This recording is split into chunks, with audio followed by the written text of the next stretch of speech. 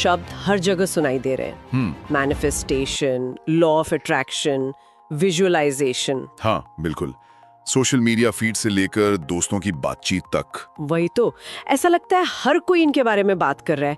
और सच कहूं तो जब भी मैं ये शब्द सुनती हूँ मेरे मन में एक सवाल सा उठता है, थोड़ा शक भी होता है कि ये बस अच्छी अच्छी बातें हैं या हाँ, कि ये कोई आध्यात्मिक ट्रेंड है या इसके पीछे कोई ठोस विज्ञान भी है।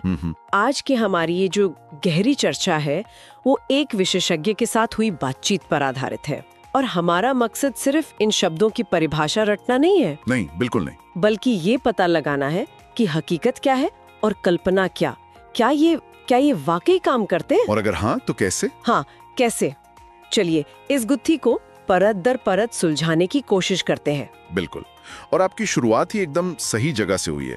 देखिए, सबसे बड़ी गलतफहमी यही है कि ये चारों शब्द अफर्मेशन, विजुअलाइजेशन, हाँ, अफर्मेशन, विजुअलाइजेशन, मैनिफेस्टेशन और लॉ ऑफ अट्रैक्शन, कि ये सब एक ही चीज है। अच्छा, ये एक नहीं है। नहीं, ये एक ही प्रक्रिया के 4 अलग-अलग हिस्से हैं, पर हाँ, एक दूसरे से बहुत गहराई से जुड़े हुए हैं।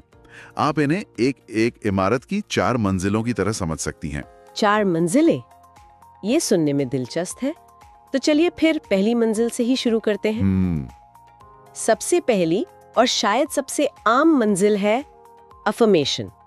ये क्या है और ये बाकी सबसे अलग कैसे है? तो अफर्मेशन मतलब सकारात्मक वाक्यों को दोहराना। जैसे मैं अमीर हूँ। हाँ बिल्कुल, मैं अमीर हूँ, मैं स्वस्थ हूँ। ये इस पूरी प्रक्रिया का सबसे कह सकते हैं कि सबसे कमजोर कदम है। सबसे कमजोर क्यों? क्योंकि इसमें हम बोल कर या सुनकर अपने अवचेतन मन को प्रोग्राम करने की कोशिश करते हैं।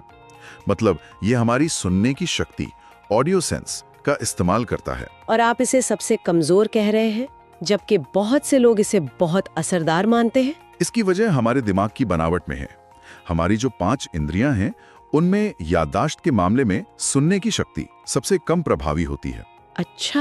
हाँ, सबसे शक्तिशाली होती है हमारी देखने की शक्ति, हमारी विजुअल मेमोरी। इसका कोई उदाहरण है? बहुत सरल उदाहरण है। सोचिए, आप किसी पार्टी में जाती हैं, एक चेहरा देखकर तुरंत पहचान लेती हैं कि अरे, इन्हें कहीं देखा है। हाँ, ये तो होता है। शायद सालों पहले मिले थे, लेकिन आपको उनका नाम याद नहीं आता। हाँ, ये तो मेरे साथ अक्सर होता है। चेहरे याद रहते हैं, नाम बिल्कुल याद नहीं रहते। तो इसका मतलब क्योंकि चेहरा विजुअल है और नाम ऑडियो, इसीलिए चेहरा याद रह जाता है। बिल्कुल, यही वजह है कि सिर्फ अफर्मेशन जो ऑडियो पर निर्भर है उतना गहरा असर नहीं डाल पाता। ये सतह पर काम करता है। इमारत की पहली मंजिल तो है, पर अकेली मंजिल पर रहकर आप पूरी इमारत का अनुभव नहीं कर सकती। ठीक है, ये बात समझ आई। तो अगर ऑडियो कमजोर है तो जाहिर है हमें विजुअल पे जाना होगा, दूसरी मंजिल पर। और यहीं पर विजुअलाइजेशन की भूमिका आती है ना? बिल्कुल। लेकिन इसके साथ भी एक समस्या है। लोग कहते हैं हम सोचते तो बहुत कुछ है, दिन भर कल्पना करते रहते हैं, पर होता तो कुछ नहीं है। आपने बिल्कुल सही नस पकड़ी है, क्योंकि ज्यादातर लोग जिसे विजुअलाइजेशन समझते हैं वो असल में विजुअलाइजेशन होता ही नहीं है। अच्छा? इसके 3 अलग-अलग स्तर हैं और सारा राज यहीं छिपा है। 3 स्तर? ये क्या है? पहला और सबसे निचला स्तर है फैंटेसी, मतलब ख्याली पुलाव। हाँ, ख्याली पुलाव। मन में आया कि काश मेरे पास एक स्पोर्ट्स कार होती, और अगले ही पल ध्यान चला गया कि शाम को खाने में क्या बनेगा। ये विचार बस ऐसी से एक कदम आगे है। यहाँ आप कोशिश करके एक तस्वीर मन में बनाते हैं। जैसे आप कल्पना करती हैं कि आप अपनी ड्रीम जॉब के लिए इंटरव्यू दे रही हैं। आप सीन बनाने की कोशिश करती हैं, लेकिन कुछ ही सेकंड्स में आपका ध्यान भटक जाता है। हाँ, कोई पुराना गाना याद आ जाता है। बिल्कुल, या किसी दोस्त से हुई लड़ाई का ख्याल आ जाता है। मतलब इरादा तो है, पर कंट्रोल की भारी कमी है, और मुझे लगता है 99% लोग इसी दूसरे स्तर पर अटके रहते हैं और फिर शिकायत करते हैं कि विजुअलाइज। असली स्तर है कंट्रोल्ड विजुअलाइजेशन। ये वो अवस्था है जहां आपकी कल्पना पर आपका पूरा 100% नियंत्रण होता है। 100%? 100%। आप जो तस्वीर, जो अनुभव अपने मन में बनाना चाहती हैं, उसे पूरी स्पष्टता, गहराई और भावनाओं के साथ तब तक देख सकती हैं जब तक आप चाहें, बिना भटके। ये एक ट्रांस जैसी अवस्था है। ट्रांस? ये शब्द सुनने में थोड़ा भारी और रहस्यमयी लगता है। हाँ, पर इसका मतलब बहुत सीधा है। ट्रांस का मतलब है जब आप अपने बाहरी माहौल से पूरी तरह कट जाते हैं। अच्छा। आप इतने गहरे ध्यान में होती हैं कि सिर्फ एक ही विचार, एक ही तस्वीर रह जाती है। आपको ये भी होश नहीं रहता कि आपके हाथ पैर कहाँ हैं, कितना समय बीत गया। ये तो फ्लो स्टेट जैसा लग रहा है, जिसके वैज्ञानिक रूप से हाँ, वैज्ञानिक रूप से यही वो अवस्था है जहां हमारे दिमाग का एक खास हिस्सा, एक तरह का फिल्टर, जिसे रेटिकुलर एक्टिवेटिंग सिस्टम या एक ही सिक्के के दो पहलू हैं, जो कुछ आपने ट्रांस की अवस्था में पूरी स्पष्टता, भावना और विश्वास से अंदर देख लिया है, वही बाहर की दुनिया में हकीकत बनकर सामने आता है। मतलब कोई भी चीज बाहर बनने से पहले मन में बनती है। हमेशा, चाहे वो एक कुर्सी हो या एक इमारत, पहले किसी के विजुअलाइजेशन में ही बनती है। टक्की हिस्सा फिर से सवाल पूछ रहा है। पूछिए। मन में कुछ गहराई से सोचने से असल दुनिया में चीजें कैसे होने लगती हैं? इसके पीछे का विज्ञान क्या है, या ये सिर्फ एक विश्वास की बात है? बहुत जरूरी सवाल है। देखिए, इसके पीछे दो स्तरों पर काम होता है, एक वैज्ञानिक और दूसरा थोड़ा कह सकते हैं गूढ़। पहले विज्ञान की बात करते हैं। ठीक है, तो वैज्ञानिक स्तर पर वही फिल्टर काम करता है जिसका हमने जिक्र किया, रेटिकुलर एक्टिवेटिंग सिस्टम या RAS। दिमाग का गेट कीपर। बिल्कुल, या इसे गूगल सर्च इंजन समझिए। दुनिया में हर सेकंड हमारे आसपास लाखों करोड़ों जानकारियां होती हैं, जरूरी माना है। तो जब हम विजुअलाइजेशन करते हैं तो हम एक तरह से अपने RAS को कमांड दे रहे होते हैं कि ये चीज मेरे लिए जरूरी है, इससे जुड़ी हर जानकारी मुझे दिखाओ। बिल्कुल, जैसे ही आप कोई नई कार खरीदने का सोचती हैं, हाँ, सड़कों पर वही कार बार बार दिखने लगती है। एग्जैक्टली। वो कारें पहले भी वही थीं, पर आपका RAS उन्हें फिल्टर कर रहा था। जब आप विजुअलाइजेशन के जरिए किसी लक्ष्य पर पूरा ध्यान लगाती हैं, तो आपका RAS एक्टिवेट हो जाता है। और फिर आपको दुनिया में उसी लक्ष्य से जुड़ी चीजें, लोग और मौके दिखने लगते हैं जो पहले भी मौजूद थे, पर आपकी नजर उन पर नहीं पड़ती थी। अचानक सही किताब मिल जाती है। हाँ, या YouTube पर सही वीडियो सामने आ जाता है, या किसी की बातचीत में अपने काम की जानकारी मिल जाती है। एक मिनट, ये सुनने में कंफर्मेशन बायस जैसा भी लग रहा है। मतलब हम वो ही देखते हैं जो हम पहले से मानना या देखना चाहते हैं। तो क्या RAS का एक्टिव होना इससे कुछ अलग है? ये बहुत अच्छा पॉइंट है। कंफर्मेशन बायस में हम उन सूचनाओं को ढूंढते हैं जो हमारे मौजूदा विश्वासों को सही साबित करें।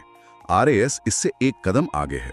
ये सिर्फ विश्वास को कंफर्म नहीं करता, बल्कि आपके लक्ष्य के आधार पर आपके लिए पूरी दुनिया से जरूरी जानकारी को हाईलाइट करता है। अच्छा, ये आपको उन मौकों को नोटिस करने। लेकिन कई बार तो ऐसे संयोग होते हैं जो चमत्कार जैसे लगते हैं। सही समय पर सही इंसान का फोन आ जाना, या किसी ऐसी जगह पहुंच जाना जहां आपको होना भी नहीं चाहिए था, और वहीं आपका काम बन जाना।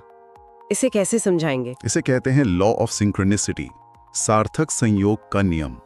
और यहीं पर बात थोड़ी गूढ़ हो जाती है। मतलब विज्ञान से परे? हाँ, स्रोत में विशेषज्ञ ये मानते हैं कि जब आपके विचार और भावनाएं एक खास तीव्रता पर पहुंच जाती हैं, तो वो एक ईथर माध्यम से यात्रा करती हैं। ईथर माध्यम? हाँ, ये विचार उन लोगों, परिस्थितियों और संसाधनों को आपकी ओर खींचने लगते हैं जो आपके लक्ष्य को पूरा करने में मदद कर सकते हैं। ये ईथर माध्यम वाला विचार, ये वैज्ञानिक रूप से तो साबित नहीं हुआ है ना? नहीं हुआ है। तो क्या इसे हम एक आध्यात्मिक या नहीं पाया है। स्रोत में एक बहुत अच्छी कहानी है। विशेषज्ञ बताते हैं कि एक सुबह 4:30 बजे वो अपनी बाइक पर जा रहे थे, तो उन्होंने सड़क किनारे एक बेंच पर एक आदमी को बुरी तरह रोते हुए देखा। सुबह 4:30 बजे? हाँ, वो रुके, उसके पास बैठे, उसे सांत्वना दी। वहां से गुजर रहे एक तीसरे व्यक्ति ने ये सब देखा और उनसे बहुत प्रभावित हुआ। उसने उनसे उनका नंबर ले लिया। और फिर उसी दिन सुबह 10 बजे उस तीसरे व्यक्ति का फोन आया। कुछ मुलाकातों के बाद वो विशेषज्ञ उन्हें कहां से कहां जोड़ दिया। यही सिंक्रोनिसिटी है, सही समय पर सही जगह होना। वो कहानी कमाल की है, लेकिन यहाँ एक सवाल उठता है। बहुत से लोग कहते हैं कि वो मौके देखते हैं, पर उनकी जिंदगी नहीं बदलती। तो मौके दिखने और उन्हें हकीकत में बदलने के बीच का पुल क्या है? क्या यहीं पर एक्शन की भूमिका आती है? आपने बिल्कुल सही सवाल पूछा है, और यहीं पर इस प्रक्रिया का सबसे जरूरी लेकिन सबसे ज्यादा नजरअंदाज किया जाने वाला नियम आता है, law of receiving. Law of receiving यानी कर्म का नियम। यूनिवर्स या आपका RAS आपको मौके दिखा सकता है, सही लोगों से मिलवा सकता है, लेकिन उस मौके को लेना, उस पर एक्शन करना आपका काम है। अच्छा। स्रोत में एक बहुत अच्छी मिसाल दी गई है। यूनिवर्स आपके लिए किताब Amazon से डिलीवर तो कर देगा, लेकिन दरवाजा खोलकर पैकेज लेने तो आपको ही जाना पड़ेगा। भेजने और फिर दरवाजा खोलने, यानी एक्शन लेने, दोनों में छिपा है। बिल्कुल, एक्शन के बिना विजुअलाइजेशन सिर्फ सिर्फ फैंटेसी बनकर रह जाता है। चलिए, एक्शन की बात तो समझ आ गई, लेकिन फिर भी बहुत से लोग कहते हैं कि वो कोशिश करते हैं, एक्शन भी लेते हैं, पर नतीजे नहीं मिलते। तो वो कौन सी आम गलतियां हैं, कौन सी रुकावटें हैं? सबसे बड़ी और पहली रुकावट है शक और बेचैनी, डाउट और डेस्परेशन। जब आप किसी चीज को लेकर बहुत ज्यादा स्ट्रेस में होते हैं या मुझे ये चाहिए ही चाहिए वाली छटपटाहट में होते हैं, तो आप अनजाने में यूनिवर्स को शक का सिग्नल भेजते हैं। और जहां शक आया वहां खेल खत्म। वहां खेल खत्म। स्रोत में इसकी तुलना एक ऐसे बल्लेबाज से की गई है जो आउट ऑफ फॉर्म है। अच्छा। वो हर गेंद पर बल्ला घुमाने की बेचैनी में होता है और आखिर में आउट हो जाता है, जबकि जो बल्लेबाज फॉर्म में होता है वो शांत और आश्वस्त रहता है। उसे पता है कि सही गेंद आएगी और वो हिट कर देगा। हाँ, ये डेस्परेट एनर्जी तो हर जगह दिखती है और ये अक्सर लोगों को आकर्षित करने के बजाय दूर ही करती है। बिल्कुल। और समय सीमा के बारे में क्या? लोग ऐसे काम करता है? वो साइकिल यानी चक्र पर काम करता है। जैसे आम का फल अपने मौसम में ही आएगा, चाहे आपको उसकी जरूरत अक्टूबर में क्यों ना हो। सही बात है। जब आप कोई समय सीमा तय करती हैं, तो आप फिर से शक और बेचैनी को दावत देती हैं। जैसे जैसे डेडलाइन पास आती है, आप घबराने लगती हैं कि अरे अभी तक क्यों नहीं हुआ। तो करना क्या चाहिए? बस प्रक्रिया पर ध्यान दें और विश्वास रखें कि घटना सही साइकिल में आपके सामने आ जाएगी। इस पूरी बातचीत में एक सवाल मेरे मन में बार बार आ रहा है, और मुझे यकीन है सुनने वालों के मन में भी होगा। अगर ये सिद्धांत इतने शक्तिशाली हैं, तो दुनिया में इतनी असमानता क्यों है? सब लोग इसका इस्तेमाल करके अपनी मनचाही जिंदगी क्यों नहीं बना लेते? सब अमीर क्यों नहीं है?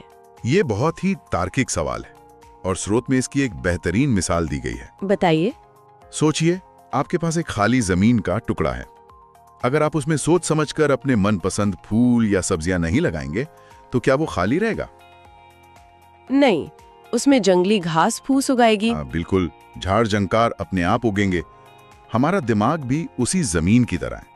ये एक न्यूट्रल लॉ है, जैसे गुरुत्वाकर्षण। ज्यादातर लोग अपने दिमागी खेत में कॉन्शियसली यानी जागरूकता के साथ सही बीज बोना ही भूल जाते हैं। वो दिन भर डर, चिंता, कमी और शक के बीज बोते रहते हैं और फिर शिकायत करते हैं कि उनकी जिंदगी में सिर्फ झाड़ झंकार क्यों है। एग्जैक्टली। ये सिस्टम हमेशा काम कर रहा है। सब वो आपको एक सकारात्मक अवस्था में रखती है, लेकिन विशेषज्ञ इससे भी एक कदम आगे की बात करते हैं, एक ज्यादा शक्तिशाली अवस्था की। वो क्या है? लॉ ऑफ सर्टेनिटी, यानी अटूट विश्वास का नियम। कृतज्ञता और निश्चितता में क्या फर्क है? बहुत बड़ा फर्क है।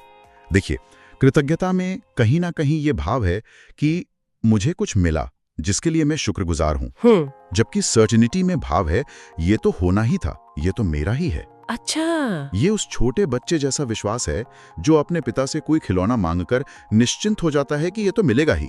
वो उसके लिए बार बार शुक्रिया नहीं कहता, वो शक नहीं करता, वो बस उस निश्चितता के भाव में जीता है। शक की कोई गुंजाइश ही नहीं। बिल्कुल, यही भाव यूनिवर्स के साथ चाहिए। ये तो बहुत गहरी बात है। भगवत गीता में भी इसका जिक्र आता है ना? हाँ बिल्कुल।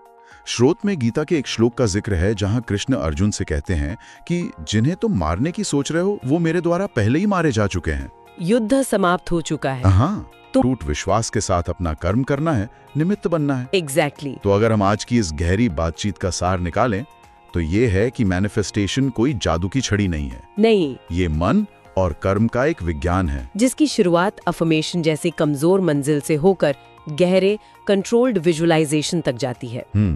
इस प्रक्रिया से हम अपने दिमाग के फिल्टर यानी RAS को प्रोग्राम करते हैं, जिससे सही मौके और लोग हमारी तरफ खींचे चले आते हैं। सिंक्रोनिसिटी होती है। लेकिन अंत में लॉ ऑफ रिसीविंग के तहत हमें एक्शन लेकर उन मौकों को हकीकत में बदलना होता है। और इस पूरी यात्रा में सबसे बड़ी ऊर्जा है लॉ ऑफ सर्टेनिटी, बच्चे जैसा अटूट विश्वास। और अंत में एक विचार छोड़ जाते हैं जिसने मुझे वाकई सोचने पर मजबूर कर दिया। विशेषज्ञ ने अभाव शब्द को एक नई परिभाषा दी है। आमतौर पर हम अभाव का मतलब किसी चीज की कमी समझते हैं। हाँ, पैसे का अभाव, प्यार का अभाव। लेकिन असल में अभाव का मतलब है भाव की कमी। भाव की कमी? हाँ, पैसे का अभाव मतलब पैसे के प्रति सही भाव यानी प्रचुरता और निश्चितता के इमोशन की कमी। अच्छे रिश्तों का अभाव मतलब रिश्तों के लिए जरूरी केयरिंग और अपनेपन के भाव की कमी। वाह। तो सोचने वाली बात यह है, और ये सवाल मैं सुनने वालों के लिए छोड़ना चाहती हूँ कि क्या हमारे जीवन में असली रुकावट बाहरी चीजों की कमी है या हमारे अंदर सही भाव की कमी।